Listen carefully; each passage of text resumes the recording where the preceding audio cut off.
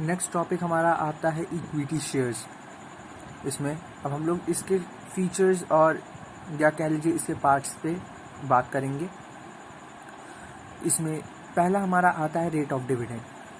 So not fixed, यानी जो rate of dividend है वो फिक्स नहीं है। It depends upon the profitability position of a company, so it may vary.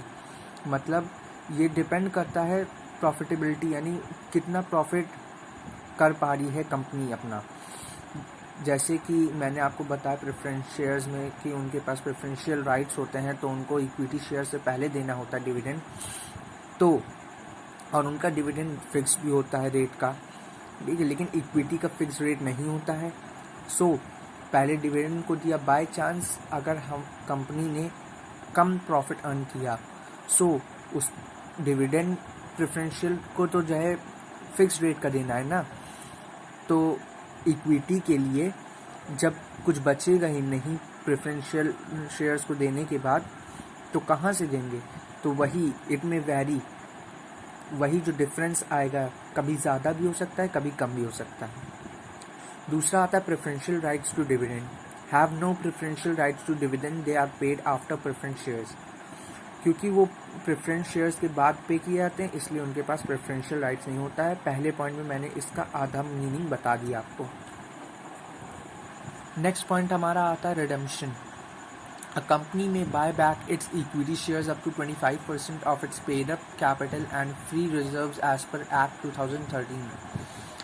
यानी कंपनी वापस खरीद सकती इक्विटी शेयर्स को 25% तक उसकी पेड अप कैपिटल के हिसाब से, और फ्री रिजर्व्स खरीद सकती, ठीक है।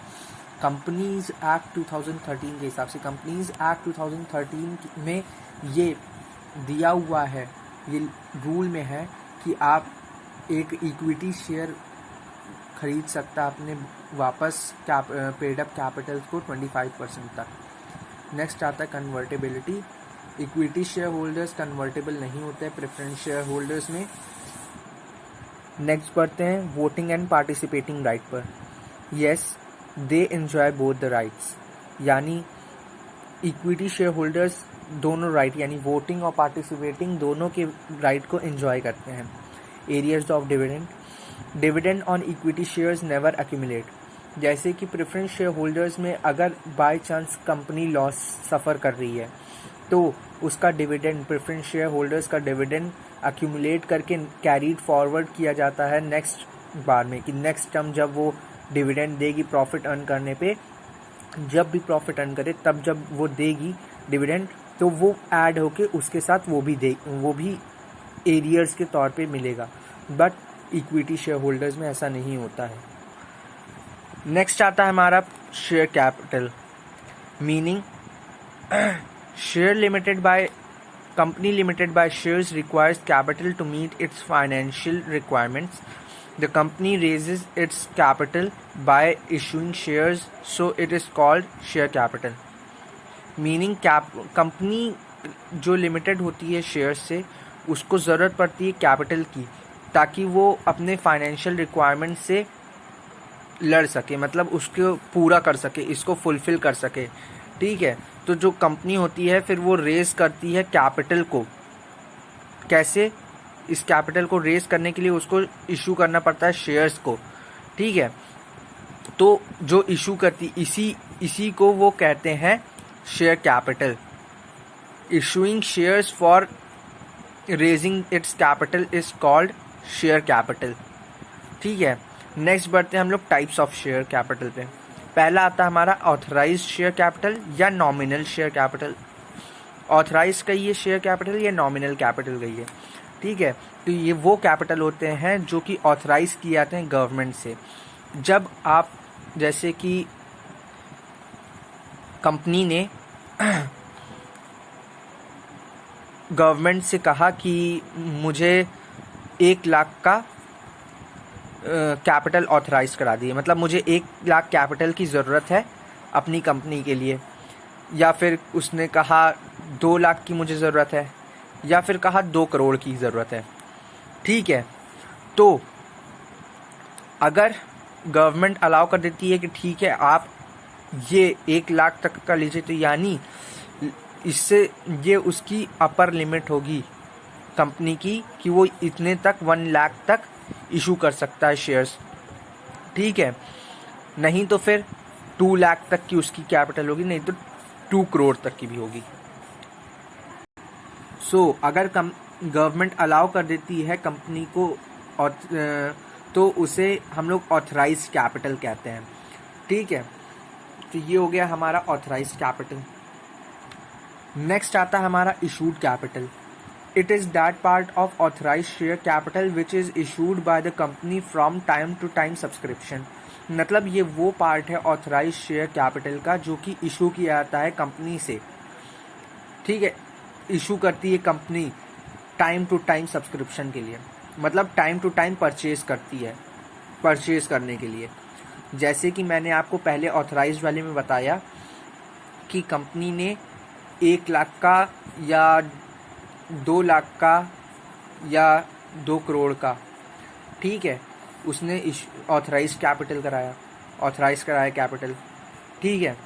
तो ये उसकी अपर लिमिट हो गई, ठीक है, अपर लिमिट हो गई, ठीक है। ये दोनों, ये तीनों उसकी अपर लिमिट हो गई। अब कंपनी के ऊपर है। अब बाय चांस कंपनी ने इशू किया, मान लीजिए 50,000, ठीक है, इसने किया 1 लाख और इसने किया 1 करोड़, ठीक है। तो ये उसकी इशूड कैपिटल हो गई, क्योंकि इसने, उसकी अपर लिमिट तो 1 लाख थी, लेकिन इसने खरीद लिया कितना, इशू कितने किए उसने, 50,000। तो ये हो गई इसकी इशूड कैपिटल। वो चाहे, कंपनी चाहे तो इसे 1 लाख को एक बार में भी निकाल सकता है अपनी ज़रूरत के हिसाब से, नहीं तो टुकड़ों में भी निकाल सकता है। जैसे कि ये 2 पार्ट में इसने पहला पार्ट ये निकाल लिया, अब फिर जब इसको ज़रूरत पड़ेगी तो दोबारा ये 50,000 दोबारा निकाल लेगा, ठीक है। सेम तरीके से ये इनको 1 लाख अभी ज़रूरत पड़ी, बाद में फिर से ज़रूरत पड़ेगी, फिर ये 1 लाख निकाल लेंगे, ये भी 1 करोड़ बाद में फिर से निकाल सकते हैं, तो कोई प्रॉब्लम नहीं है, ठीक है। नेक्स्ट बढ़ते हैं सब्सक्राइब कैपिटल पे। It refers to the capital issued by a company in the market and gets purchased by the public or private, ठीक है। इसका मतलब ये हुआ कि जो कैपिटल हमने इशू की, जैसे इसमें हमने इशू की कैपिटल 50,000, ठीक है। तो अब जब कंपनी मार्केट में उतरी, ठीक है, तो उसके शेयर्स को पब्लिक ने खरीदे। अगर पब्लिक कंपनी है तो पब्लिक खरीदेगी, प्राइवेट कंपनी है उसके तो प्राइवेट मेंबर्स खरीदेंगे। तो समझ लीजिए बाय चांस जैसे ये 50,000 है, ठीक है। तो जैसे इशूड कैपिटल में 50,000 उन्होंने इशू किया, ठीक है। अब सब्सक्राइब कैपिटल में जब कंपनी इस्टेब्लिश हो गई, कंपनी आ गई मार्केट में, ठीक है, तो उसके जो 50,000 के शेयर्स थे, ठीक है, उसको अगर पब्लिक या फिर और प्राइवेट मेंबर्स परचेज कर लेते हैं तो उसे हम लोग कहते हैं सब्सक्राइब्ड कैपिटल। नेक्स्ट बढ़ते हैं हमारा 4th पॉइंट, जो कि है called up capital. It is such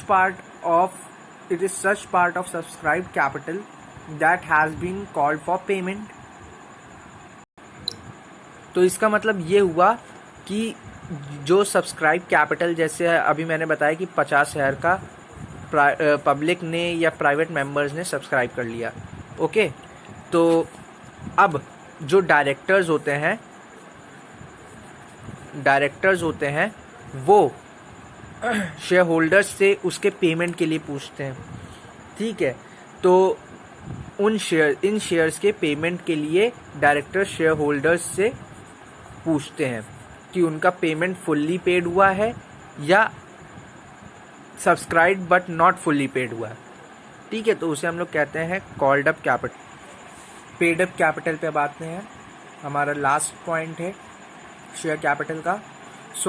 The part of the called up capital which has been paid by the shareholders and the amount is still due to the shareholders.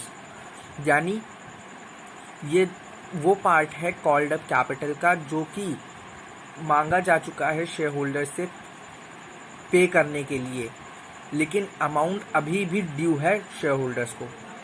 यानी जैसे कि कोई भी share holder खरीदा, जैसे कोई भी share holder किसी पब्लिक ने खरीदा, ठीक है, जैसे इसमें 50,000 का शेयर होल्डर कंपनी ने बेचा तो एक बंदे ने खरीदा, ठीक है, पर अभी इसमें सिर्फ 30,000 का पेमेंट कैश से कर दिया है। 30,000 शेयर्स के शेयर होल्डर्स ऐसे थे जिन्होंने कैश पेमेंट कर दिया है, पर वहीं 20,000 ऐसे शेयर होल्डर्स थे जिन्होंने कैश पेमेंट नहीं किया है। तो उन्हें हम लोग कहते हैं पेड अप कैपिटल, और या फिर हम लोग ये भी कह सकते हैं, इन लोग को ये भी कहते हैं कि ये लोग subscribed but not fully paid होते हैं।